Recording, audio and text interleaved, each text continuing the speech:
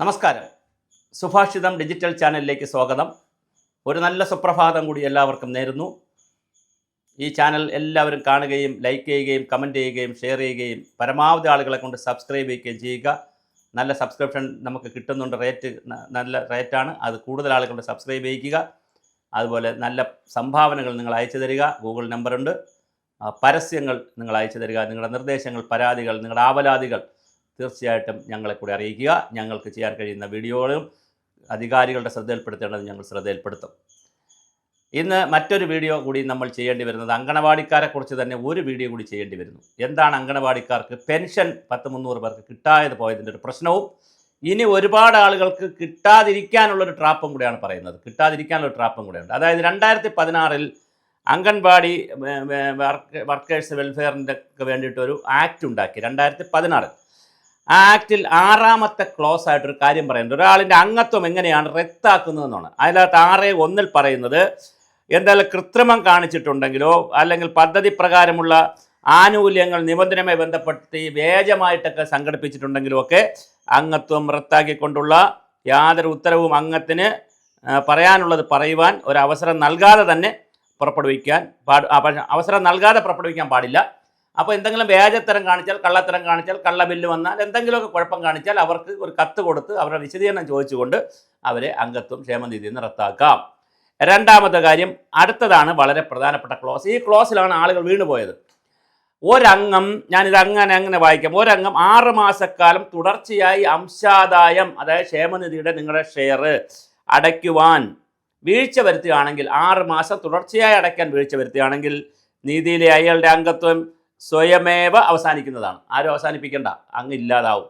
6 മാസക്കാലം ലീവ് എടുത്ത് തുടർച്ചയായി 6 മാസക്കാലം ലീവിൽ നിന്നിട്ട് ആ സമയത്തുള്ള ഇത് അടച്ചില്ലെങ്കിൽ പ്രശ്നമാണ്. പക്ഷേ അതിൽ തന്നെ മറ്റൊരു ക്ലോസ് പറയുന്നുണ്ട്. 7ാമത്തെ ക്ലോസ് പറയുന്നുണ്ട്. ഇതൊക്കെ എത്ര CDPOമാർ വായിച്ചിട്ടുണ്ടെന്നോ, എത്ര ICDS ഓഫീസർമാർ വായിച്ചിട്ടുണ്ടെന്നോ, എത്ര അംഗൻവാടികൾക്ക് കൊടുത്തിട്ടുണ്ടെന്നോ, അവർ ഇത് വായിച്ചിട്ടുണ്ടെന്ന് പറഞ്ഞാൽ ആരും വായിച്ചിട്ടില്ല എങ്കിൽ പിന്നെ ഈ പ്രശ്നം വരത്തില്ലായിരുന്നു. അപ്പം ഞാൻ അടുത്ത ഭാഗം പറയാം. അതിൽ 7ാമത്തെ ഐറ്റം പറയുന്നുണ്ട്, അംഗത്വം പുനരുജ്ജീവിപ്പിക്കൽ. അതിലിങ്ങനെയാണ് പറയുന്നത്, 6ാം വകുപ്പ് 2 ഉപവകുപ്പ് അനുസരിച്ച് ഞാൻ നേരത്തെ പറഞ്ഞ പ്രകാരം ഒരാളുടെ അംഗത്വം അവസാനിപ്പിക്കപ്പെട്ട ഒരു അംഗത്തിന് അപ്രകാരം അംഗത്വം അവസാനിപ്പിക്ക തീയതി മുതൽ എന്നാണോ അംഗങ്ങളുടെ, അതായത് 6 മാസം ആകുമ്പോഴാണല്ലോ അവസാനിക്കുമെന്ന് പറഞ്ഞു, അവസാനിച്ച തീയതി മുതൽ അടുത്ത 6 മാസത്തിനകം 12% വാർഷിക പലിശയോടുകൂടി കുടിശ്ശിക അടച്ചാൽ അംഗത്വം പുനരുജ്ജീവിച്ച് നൽകാവുന്നതാണ്. ഈ ഉത്തരവ്, ഇങ്ങനെ ഒരു ആക്ട് ഇറങ്ങിയത് CDPOമാർക്ക് അയച്ചു കൊടുത്തെങ്കിലും അവർ ആരോടും പറഞ്ഞില്ല. അതാണ് ഇതിൻ്റെ ഒരു വലിയ കുരുക്ക്. അത് 2016 ഉണ്ടായൊരു കുരുക്കാണ്. എന്നാൽ 2025 വീണ്ടും ഒരു ഉത്തരവ് ഇറങ്ങിയിട്ടുണ്ട്. സർക്കാരിൻ്റെ തന്നെ ഒരു പരിപത്രം എന്ന പേരിൽ ഒരു ഉത്തരവ് ഇറങ്ങിയിട്ടുണ്ട്. അതായത് അങ്കണവാടി വർക്കേഴ്സ് ഹെൽപ്പേഴ്സ് ക്ഷേമനിധി ബോർഡിൽ നിന്ന് ഇറങ്ങിയതാണ്. 15/1/2025 ഇറങ്ങിയത്. അതിൽ പറയുന്നുണ്ട്, അതിൽ ഏതെങ്കിലും അങ്കണവാടിക്കാർ ലീവ് എടുത്ത് പോയാൽ, ഒരു അങ്കണവാടിയിൽ നിന്ന് ഹെൽപ്പറോ ലീവ് എടുത്ത് പോകുമ്പോൾ അവരിൽ നിന്ന് എന്ത് മേടിക്കണം? അവരിൽ നിന്ന് അവർ അപേക്ഷ കൊടുക്കണമല്ലോ. അപ്പോൾ ചുരുക്കത്തിൽ ഒരു അംഗൻവാടി വർക്കറോ ഹെൽപ്പറോ ലീവ് എടുക്കുകയാണെങ്കിൽ അപേക്ഷ കൊടുക്കണം. ആ അപേക്ഷ അല്ല, വാക്കാൽ പറഞ്ഞിട്ട് പോകാൻ പറ്റത്തില്ലല്ലോ. ദീർഘകാലമല്ലേ പോകുന്നത്, 1 ദിവസം 2 ദിവസം അല്ലല്ലോ. അപ്പോൾ അവധി കൊടുത്തിട്ട് പോകുമ്പോൾ തിരിച്ചൊരു കത്ത്, നിങ്ങളുടെ അവധി അനുവദിച്ചിരിക്കുന്നു. ഇപ്പോൾ ഉദാഹരണം ലീലാമ്മ അല്ലെങ്കിൽ തങ്കമണി അല്ലെങ്കിൽ ശോശാമ്മ ഇത്ര വയസ്സ്, ഇന്ന അംഗൻവാടി, ആ അംഗൻവാടിയിലെ ശോശാമ്മ ഇന്ന ദിവസം മുതൽ 6 മാസത്തേക്ക് ലീവിന് അപ്ലൈ ചെയ്തിട്ടുണ്ട്, അപേക്ഷിച്ചിട്ടുണ്ട്, അവർക്ക് ലീവ് അനുവദിച്ചിരിക്കുന്നു എന്ന് പറഞ്ഞ് CDPOയുടെ ഒരു കത്ത് നിങ്ങൾക്ക് തരണം. ഒരു കത്തല്ല, ഒരു ലെറ്റർ. അതെ, ലെറ്റർ നിങ്ങൾക്ക് തരണം. ആ ലെറ്ററിൽ ഒരു കാര്യം പറയണം. അതാണ് വിഷയം. ആ ലെറ്ററിൽ പറയണം, നിങ്ങൾ 6 മാസത്തേക്കാണ് ലീവ് എടുക്കുന്നത്. 6 മാസത്തിന് ക്ഷേമനിധി അടച്ചില്ലെങ്കിൽ നിങ്ങളെ ക്ഷേമനിധി കട്ടാവും. അതുകൊണ്ട് തന്നെ നിങ്ങൾ എന്ത് ചെയ്യണം?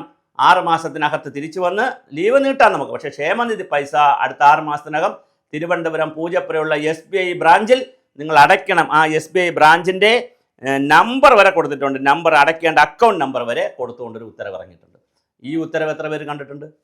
അങ്ങനെ സർക്കാർ ഇറക്കിയ 2016 ആക്റ്റും 2025 ഉത്തരവുകളും ഒന്നും കാണാതെ പോകുന്നൊരു സംവിധാനമാണിത്. എന്തായാലും നിർബന്ധമായും അംഗൻവാടി വർക്കർമാർ, ഹെൽപ്പർമാരും 2016 ആക്റ്റും അതുപോലെ തന്നെ 2025 5 ഇറങ്ങിയിട്ടുള്ള ആ പരിപത്രം എന്ന് പറയുന്ന സർക്കാരിൻ്റെ ഒരു ഉത്തരവും, അതായത് ഒരു ക്ലാരിഫിക്കേഷൻ ഉത്തരവാണ്, ഓർഡറാണ്, അതും നിങ്ങൾ വായിക്കണം, നിർബന്ധമായി വായിക്കണം. ഇങ്ങനെ നിങ്ങൾ വായിക്കാത്തത് കൊണ്ടും CDPOമാർ നിങ്ങളോട് പറയാത്തത് കൊണ്ടുമാണ് 500 ആളുകൾക്ക് പെൻഷൻ നഷ്ടപ്പെട്ടിരിക്കുന്നത്.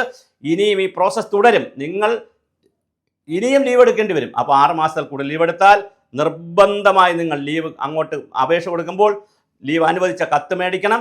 ആ കത്ത് മേടിച്ചു കഴിഞ്ഞാൽ നിങ്ങൾ നിർബന്ധമായി എന്ത് ചെയ്യണം? പിന്നെ അതിനകത്ത് ഈ CDPOമാർ ശ്രദ്ധിക്കുക. CDPOമാർ നിർബന്ധമായി പറയണം, ഇങ്ങനെ ഒരു നിയമമുണ്ട്, അത് 2010 ആക്റ്റിൽ കിടക്കുന്നു, അതുകൊണ്ട് തിരിച്ചു വരുന്നതിന് 6 മാസത്തിന് മുമ്പേ ബാക്കി പൈസ അടച്ച് ക്ലിയർ ചെയ്തോണം. ഓരോ 6 മാസം കൂടുമ്പോൾ ഇത് ക്ലിയർ ചെയ്യേണ്ടി വരും.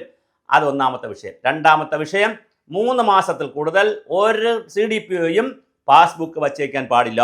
ഇത് കർശനമായ ഉത്തരവാണ്. നിങ്ങൾ 3 മാസത്തിനകത്ത് പാസ്ബുക്ക് തിരിച്ചു കൊടുക്കണം. ഇത് രണ്ടും പാലിക്കണം.